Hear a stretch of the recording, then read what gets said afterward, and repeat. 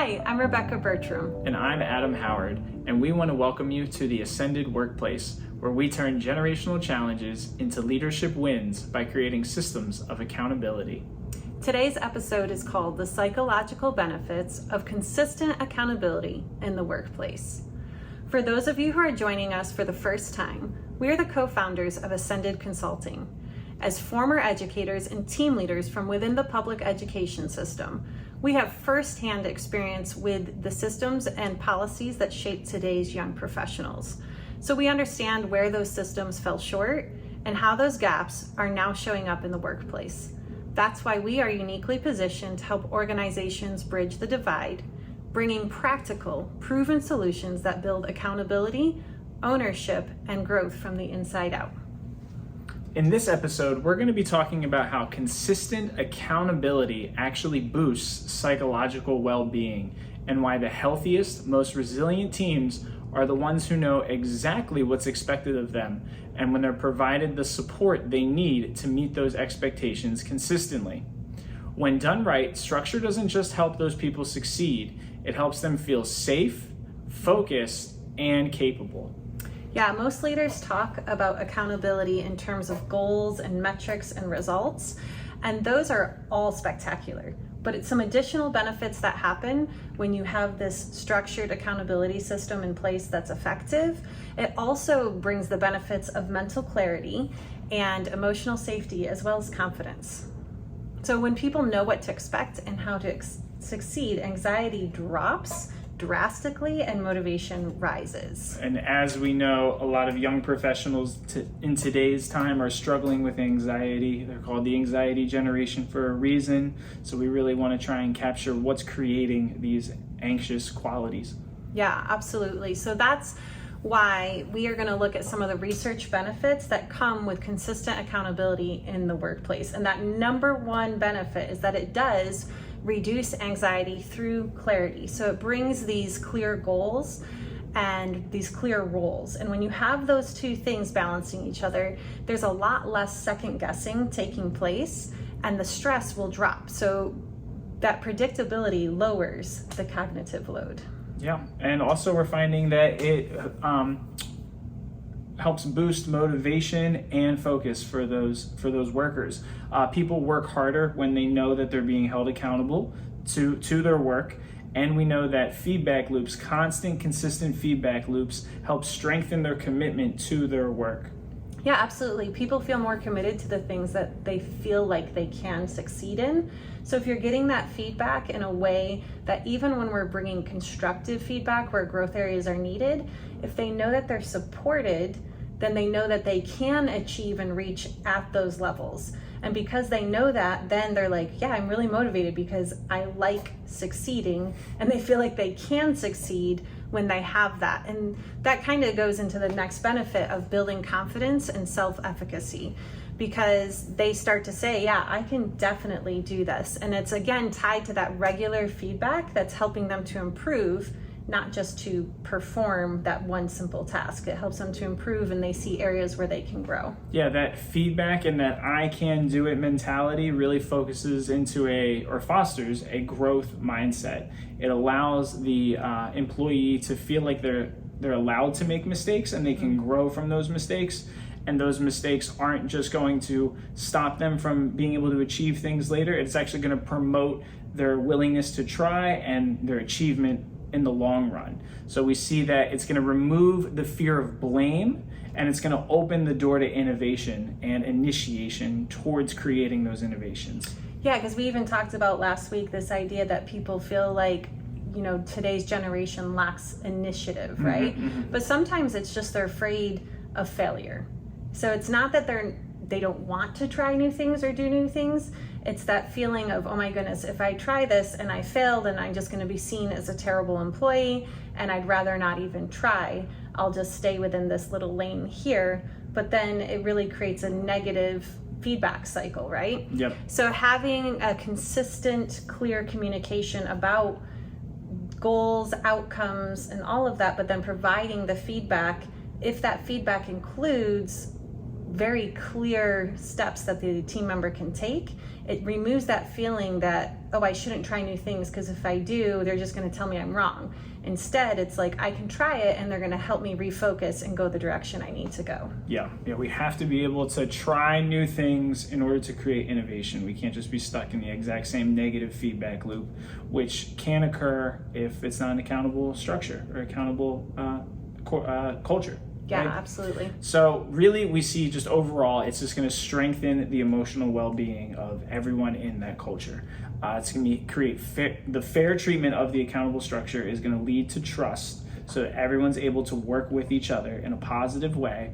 And the fact that they're going to be recognized and supported is going to reduce burnout. It's going to be built into the fabric, the structure of the organization. The healthiest workplaces are not soft, those are structured workplaces. Structured workplaces gives people the confidence to speak up, and it lets them take risks, and it lets them grow. Yeah, oh, it's so powerful. So with that, when leaders try to hold people accountable without a system, when it's not there, that has clearly outlined the priorities, what you often end up with is micromanagement. And accountability isn't micromanagement. It's mutual clarity, a mutual understanding of the expectations and how to get there. So we want to break down what healthy accountability looks like. And we we really did talk quite a bit about it in our first episode. So we're just going to breeze right through some of this. And we can always work with your other people's teams to help them to get a deeper dive into what's happening within their own organizations. But a quick breakdown of healthy accountability looks like clear written expectations, transparent goals and success criteria, real-time feedback, which we've kind of been hammering pretty heavily here, not just the annual reviews, coaching instead of punishment, and ownership of both wins and the setbacks. So a team without accountability, it really just doesn't feel free. It feels chaotic. And so structure creates a space for people to thrive.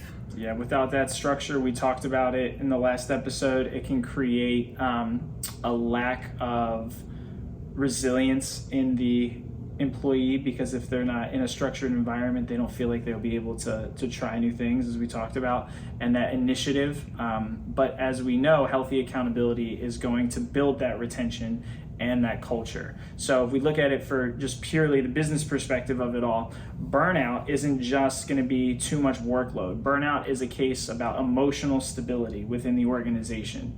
Employees leave if they feel unsupported, not just because they're overworked. It's not just because there's too much on their plate. It's because there can be a lot on their plate, but they need that support as well. So it's high expectations with high support, which we always talk about, and we talked about in the first episode as well.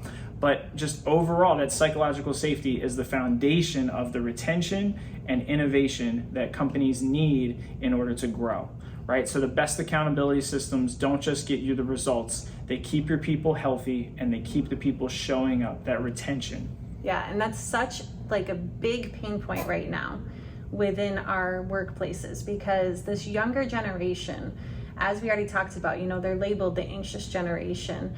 And we see so much this idea of where employers feel like they are supporting this younger generation because they're offering to them the same things that they had.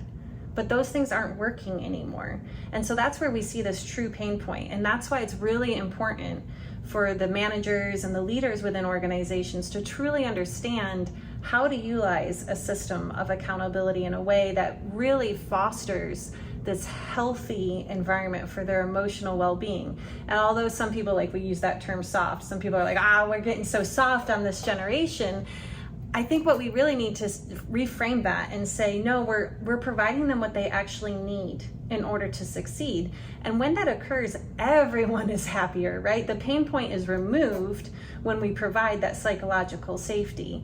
And we're going to see that these young people really truly can and do thrive, and they have a lot of amazing great ideas. They have a lot of passion. Mm-hmm. Everyone always wants to talk about the negative sides of Gen Z, but they bring so much to the table. And I'm so impressed with these young people. And I always say I'm so glad that I didn't have to grow up in the environment that they've had to grow up in. Systems systems were. So we really need to give them a lot more credit than we do. And we need to look at what were the systems that created the outcomes that we're seeing, and how do we bring them the support that they need to thrive now. Right. Those systems have created that illusion of softness where really it's not about just soft versus hard, like you were saying, but we can create thriving systems where people can push forward new ideas in very exciting ways, but that high support must be given as well, because the systems that they were using, and we'll go into that in other episodes, weren't providing that high support. It was just the high expectations and weren't able to rise to it. And that's where you get that focus on all those negatives about the generation, as opposed to if you had those high expectations with that high support, we would be having a totally different conversation about how amazing some of these things is. And there are amazing things that are being created anyway, just in spite of that. But every culture can create that. Yeah, I believe that too. I think there's not a single organization that can't shift that culture to create the environment that's going to foster this growth and this innovation, and really just such a healthy space both for the management, because think of the level of frustration that management's feeling right now, right? So a healthy space not just for the management but also for those younger team members. And when both are feeling less stress, less anxiety over the workload and how are we getting things done, then we're going to see just an exponential growth within these organizations. What we can do here as former educators who built safe and high-performing environments within the most emotionally complex environments that exist, the public school classroom, right? All those kids. What we can do now is we can come in for corporations, organizations, nonprofits, etc., and we diagnose the gaps that are there within clarity and feedback structures. So we figure out, what's missing, what are the missing pieces, and we help you evaluate what is it that you really want to hold people accountable to, what is it that really matters, and then help you to build the system that supports that performance and the mental health, because those two interplay off of each other, right? So we train managers to use accountability as a coaching tool, not just a control mechanism. Additionally, we're going to continue to provide insights here on the podcast to help you, our favorite audience, to transform generational challenges into leadership wins. So as we start to come to the end of this episode, we want to remind you that if you want a team that's emotionally resilient, consistently high performing, we can help you build the accountability system that you've been craving. So you can book a free consultation with our team at Ascended. Again, subscribe to the podcast, follow our socials, and review our service options on ascended-consulting.com. Accountability isn't just a leadership skill, it's a wellness strategy, and it's time we start treating it like one. So thank you for listening to this episode of The Ascended Workplace, and we'll see you next time.